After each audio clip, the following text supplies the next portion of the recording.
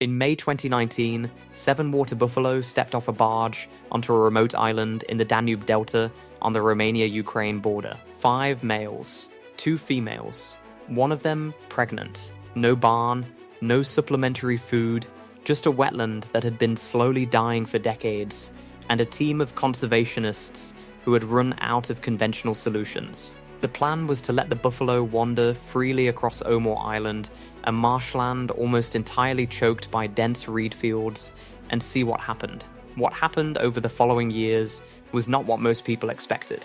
Fish returned to waters that had been oxygen depleted for decades. Waterbirds that hadn't been seen in the area for years came back. New channels opened through reed fields that machines couldn't reach, and the island that from satellite imagery had always looked green and alive, but was quietly suffocating everything underneath, began showing the first genuine signs of ecological recovery. All of this traced back to 7 buffalo. The full story of why they were needed and what they actually did is one of the more unexpected conservation narratives of the last decade. If you think the most effective ecological solutions are always the most complex ones, subscribe and stay here. Because this one started with something much older. The Danube Delta sits at the point where the Danube River meets the Black Sea, straddling the border between Romania and Ukraine. It covers more than 4,000 square kilometers, the second largest wetland ecosystem in Europe, after the Volga Delta. For thousands of years, this system functioned through a simple annual rhythm. Each flood season, water from the Danube flowed through the marshes, carrying sediment, oxygen, and nutrients into the wetland interior.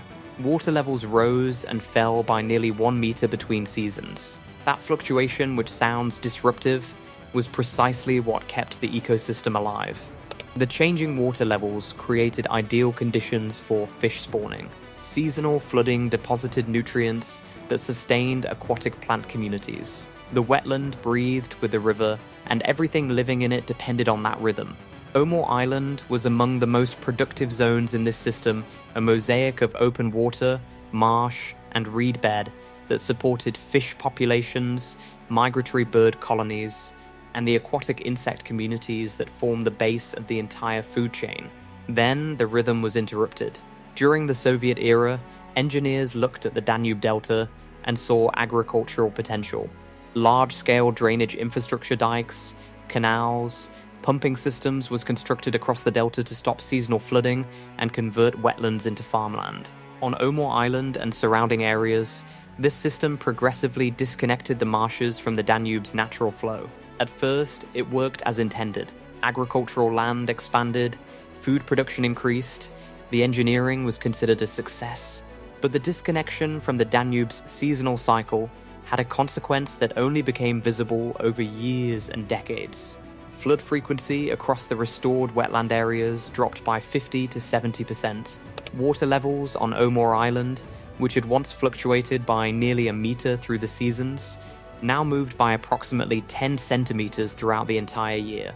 That difference, 10 centimeters versus 1 meter, was, for the wetland ecosystem, the difference between functioning and dying. Without seasonal flooding to replenish oxygen and nutrients, the water in isolated sections of the marshes became stagnant. As organic material accumulated and decomposed without fresh water replacing it, dissolved oxygen levels dropped. They fell below 2 milligrams per liter, the threshold below which many freshwater fish species cannot survive.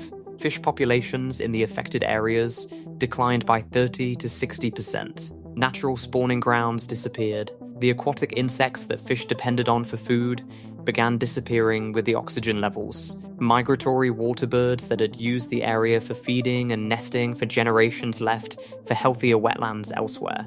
And above all of this, from satellite imagery, from aerial photographs, from any overview, Omor Island still looked green. That was the most dangerous part of the collapse. It was invisible. The dense reed beds that filled the visual record of Omor Island were not evidence of a healthy wetland. They were evidence of a dying one. In a functioning wetland, reeds occupy a portion of the available habitat alongside open water, marsh vegetation, and muddy shallows. They are part of a diverse mosaic. When water circulation stops, that balance shifts. Reeds, which can grow 2 to 4 meters tall and spread aggressively through their root systems, gradually outcompete everything else. By the time conservationists were examining the full extent of the problem, reeds covered 80 to 100% of Omor Island's wetland area across the Danube Delta more broadly. Reed beds had expanded to more than 220,000 hectares. From the air, the island was an unbroken green expanse. On the surface, the view was the same, but at water level, the reed density was so extreme that sunlight could barely penetrate to the water surface. Below the reed canopy, dissolved oxygen fell, species disappeared, and the food chain gradually dismantled itself. Ecologists studying the situation eventually concluded that the reeds themselves were not the cause of the collapse. They were the symptom. The cause was the absence of the Danube's water flow the circulation that had kept the ecosystem in balance for thousands of years. If you restore the water, everything else should follow. That was the theory. Testing it was considerably harder. The first deliberate step toward restoration came in 2009, when a section of dike on Omor Island was removed, the first deliberate reconnection of the island to the Danube in decades. Water began flowing back into the old marshes. Moisture, sediment, and natural currents returned to areas that had been static for years. The project expanded significantly in 2021 and 2022. When another 200 to 300 meters of dikes were removed and thousands of hectares of land began flooding again during seasonal water rises. Surface water areas increased substantially compared to pre-restoration baselines. Dissolved oxygen levels in reconnected areas rose from below 2 milligrams per liter to between 4 and 6 milligrams per liter, a range at which freshwater fish species can function. Fish began reappearing in channels between the reed fields, but the degree of recovery was still limited. The reed beds had been dense and undisturbed for so long that even with water returning, light couldn't reach the water surface in most areas. The thick mat of dead and living reed material blocked the movement of water through much of the island. In sections where water flow was too slow, oxygen levels recovered poorly. The root systems of decades-old reed growth created physical barriers that the returning water couldn't easily penetrate. Removing dikes had opened the door. Something else was needed to move through it.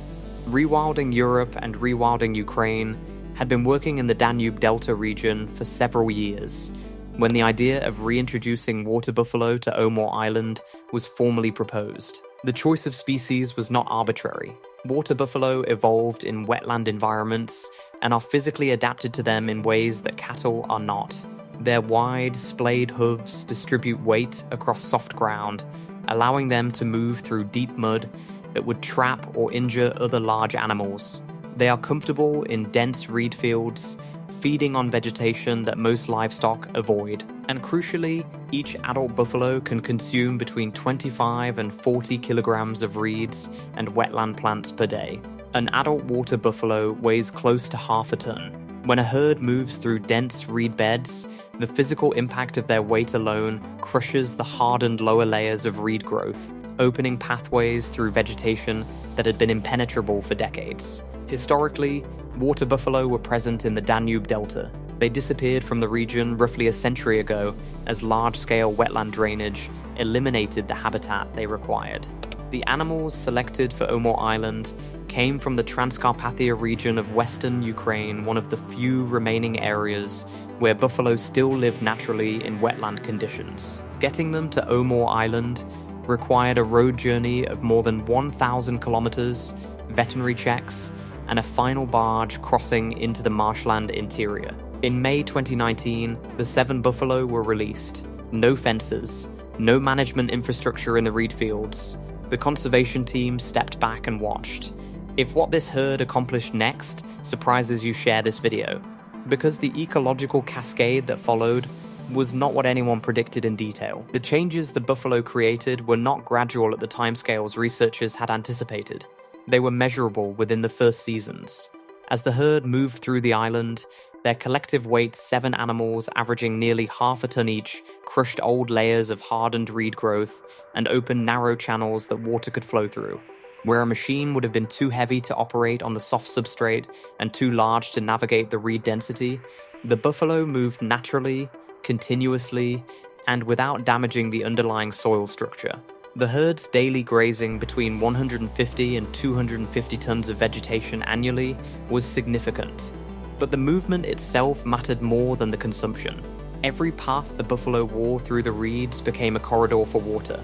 Every mud wallow they created became a pool of standing water that accumulated organic material, attracted insects, and within seasons became habitat. The buffalo also produced between 100 and 150 tons of dung annually, natural fertilizer that spread more than 200 different plant species across the island as the herd moved. Plant diversity that had been eliminated by the reed monoculture began slowly returning. Reed density across treated areas fell from near total coverage to approximately 50 to 70% in the zones where the buffalo concentrated their activity. As sunlight reached the water surface in those areas for the first time in years, aquatic insect populations increased by an estimated 30 to 70%. Insects are the foundation of the wetland food chain. Their recovery pulled fish populations upward within a few years, with species including perch, young pike, and carp returning to shallow channels at rates 1.5 to 2 times pre-intervention levels. Waterbird populations in recovering areas increased by 20 to 50%. White storks, grey herons, and perhaps most significantly Dalmatian pelicans, one of Europe's rarest large bird species, returned to skies above the delta that they had largely abandoned. Conic horses, an ancient European wild horse breed adapted to wetland conditions, were also reintroduced alongside the buffalo, grazing the drier transitional zones and creating habitat diversity that a single species couldn't produce alone. Since 2022, the war in Ukraine has complicated the monitoring and research work that the restoration project depends on. The Danube Delta straddles the border between the two countries, and programs involving cross-border wildlife tracking, water quality testing, and ecosystem monitoring have been reduced or interrupted. Recovering ecosystems require long-term observation to detect when trajectories change, and that capacity has been diminished at a critical moment. Climate projections add a separate pressure. Temperature models for the Danube region indicate potential warming of 1.5 to 2 degrees Celsius over coming decades, with increased drought frequency and less predictable seasonal water levels.